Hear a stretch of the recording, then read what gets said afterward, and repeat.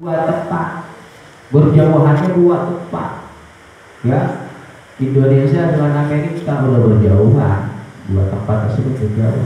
Bihaisu law ru'ya, dengan sekiranya apabila ditampakkan apa hilal, dilihat apa hilal fi ahadihima dalam salah satu mahalan dua tempat tersebut, lam yura maka tidak dilihat apa hilal fil akhari dan tempat yang lainnya dua hilal secara utuh. Kalau nampak di Indonesia, di Amerika tak nampak. Di Amerika nampak, di Indonesia enggak. Di Arab Saudi juga begitu. Nah ini yang dimaksud dengan ikhtilaful madhali, berbeda-bedanya tempat keluarnya hilal, perhitungan harinya udah berbeda. Ya, kalau masih Indonesia Timur, Indonesia Barat itu masih satu madhali, yang beda jam saja. Walau berkata pada ya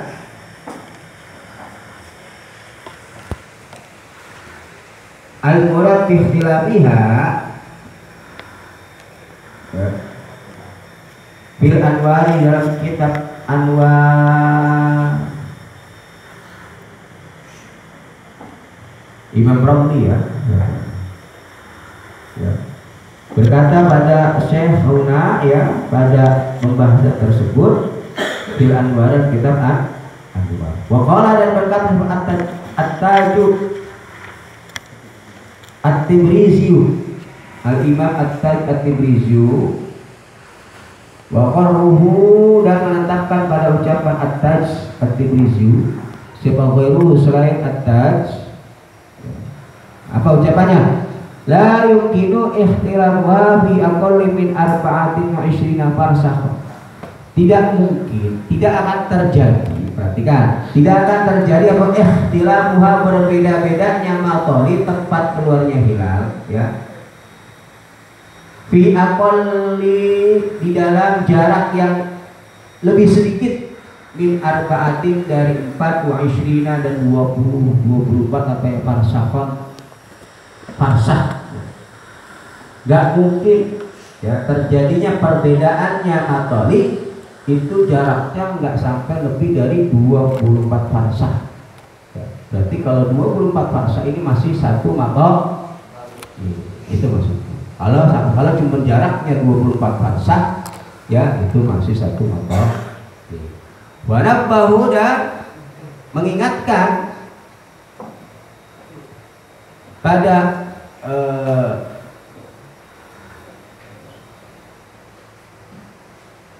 hal tersebut siapa As-Subki, Imam Subki, wa tabi'ahu, dan yang mengikuti pada Imam Subki siapa ghairuhu selainnya Imam Subki.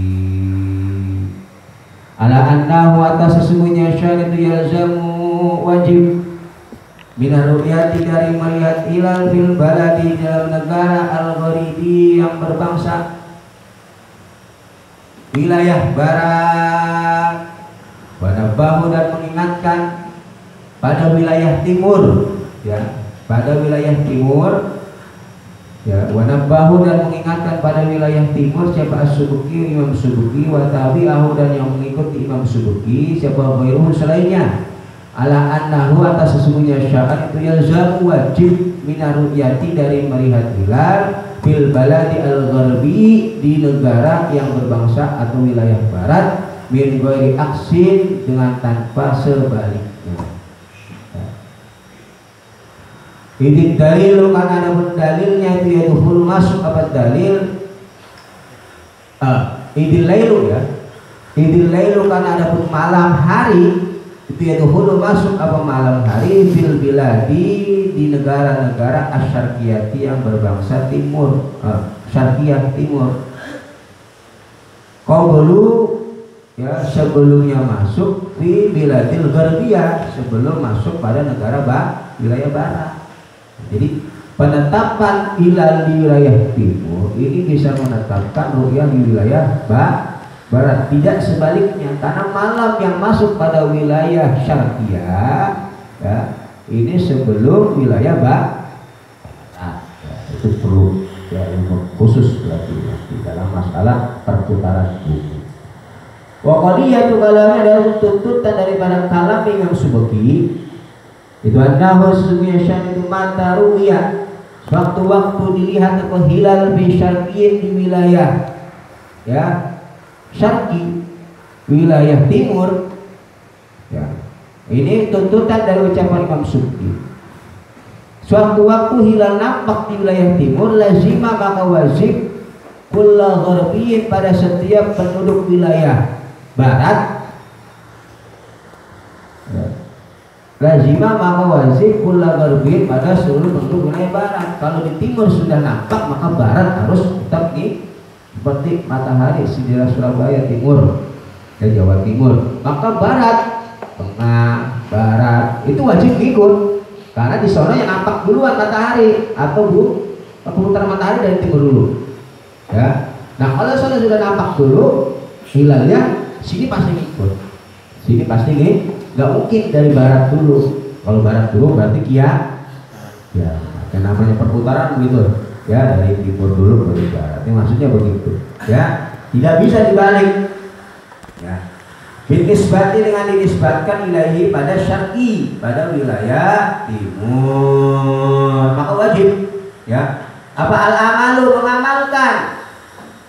Ya, lazimah apa al-amalu mengamalkan titil karru'yati dengan melihat hilal tersebut bagi wilayah barat. Kalau wilayah timur sudah nampak hilal, lazimah al-amal dengan bidalika ru'yat, maka wajib mengamalkan dengan melihat hilal bagi wilayah barat. Nah, kita termasuk wilayah barat, biasanya maghribnya juga setelah wilayah timur, wilayah Surabaya dulu maghrib, tengah baru kita. Ya. Wa ini ikhtalapat dan walaupun berbeda-beda, wa ini ikhtalapat walaupun berbeda-beda fa al-matali'u tempat keluarnya hilal. Titik tentang pembahasan penentuan awal Ramadan dan akhir Ramadan. Bisa dengan melihat hilal, bisa dengan menyempurnakan hitungan bulan, hitungan hari sebanyak 30 hari, atau dengan imarah al-zahirah dengan tanda-tanda yang zahir, yaitu dengan perhitungan hisab. Silakan Anda ingin pakai metode yang mana, pakai metode hisab ya silakan, metode ru'yah ya silakan. Kalau metode ru'yah berarti kalau ru'yah hilal pun nggak nampak berarti wajib menyempurnakan Sya'ban 30 hari. Kalau metode hisab dari sekarang Ramadan sudah selesai, puasa tanggal segini ya. Kalau bukan metode hisab itu biasanya di pondok-pondok pesantren itu pakai metode hisab, walaupun pondok pesantren ahli sunnah wal jamaah ya, pondok pesantren lain juga pakai hisab ya, karena memang punya tim khusus sendiri di dalam menentukan tanggal-tanggal tersebut ya.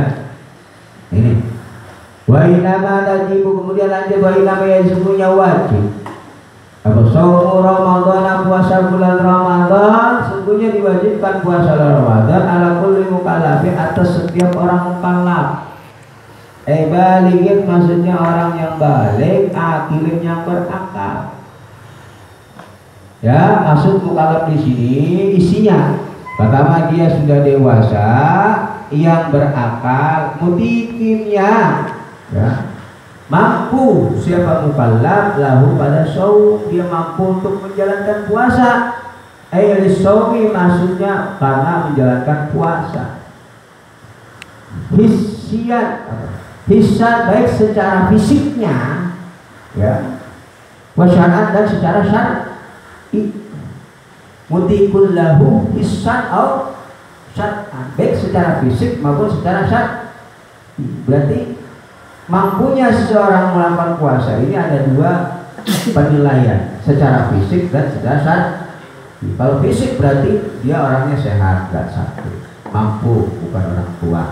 Secara syar'i berarti secara syar'i orang tersebut tidak mengalami haid ya atau bebas ya. Kalau orang ini berarti secara syar'i ada udzur yang memperbolehkan dia tidak puasa, fisik ataupun syar'i, nanti ada beberapa.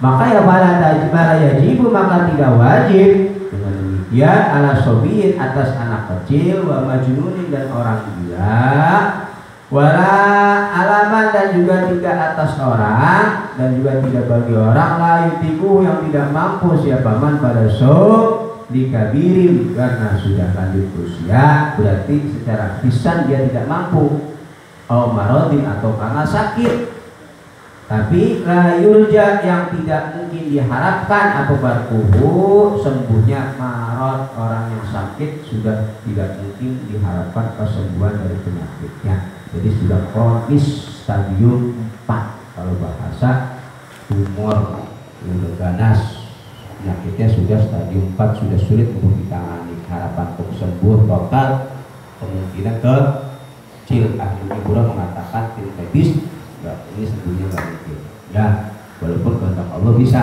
tapi secara ahlinya ini udah nggak bisa diharapkan. Boleh orang tersebut tidak berpuasa ya. Wal jamu dan wajib bagi, perhatikan, man la yutiquhu likabirin aw maradin, bagi orang yang tidak mampu berpuasa karena dia sudah lanjut usia, apa mudun membayar 1 mud di kuliah bagi setiap harinya.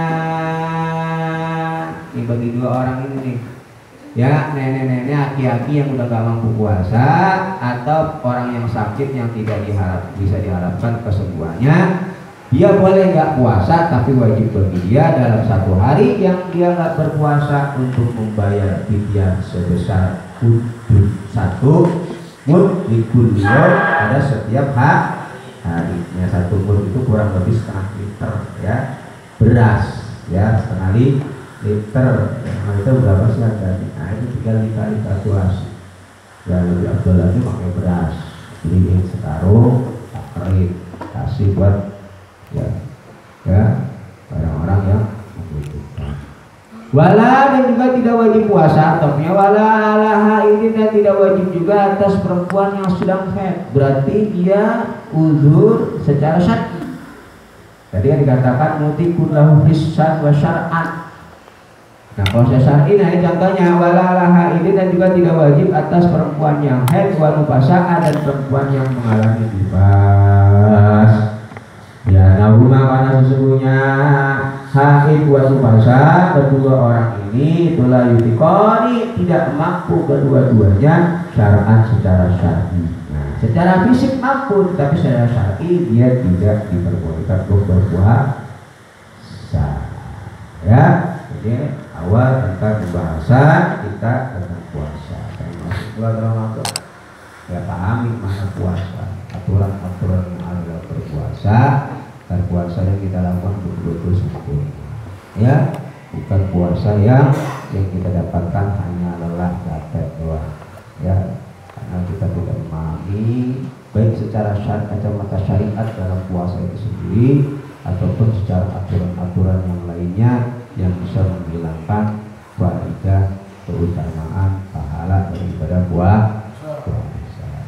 Mumpung Ramadan mau datang, kita lihat tentang bab puasa. Wallahu a'lam bishawab.